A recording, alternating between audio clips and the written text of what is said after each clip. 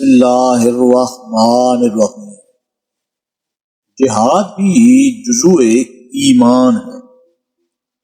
ہم سے حرمی بن حفص نے بیان کیا، ان سے عبد الواحد نے، ان سے عمارہ نے، ان سے ابو ذرا بالجریر نے، وہ کہتے ہیں میں نے ابو ہریرہ سے سنا، وہ رسول اللہ صلی اللہ علیہ وآلہ وسلم سے نقل کرتے ہیں۔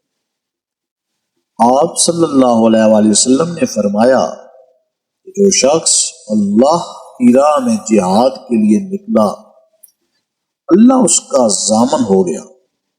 اللہ تعالیٰ فرماتا ہے اس کو میری ذات پر یقین اور میرے پیغمبروں کی تصدیق نے اس سرفروشی کے لیے گھر سے نکالا ہے۔ میں اس بات کا ضامن ہوں یا تو اس کو واپس کر دوں ثواب اور مال غنیمت کے ساتھ، یا شہید ہونے کے بعد جنت میں داخل کر دوں۔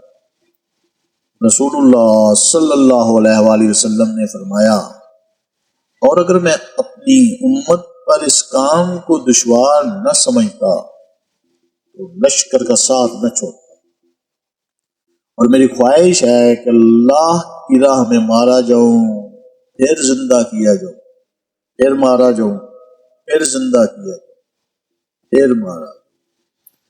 اللہ تعالی ہمیں احادیث سے مبارکہ پر عمل کرنے اور اس پیغام کو ہر انسان تک پہنچانے کا ذریعہ بنائے۔ آمین یا رب العالمین۔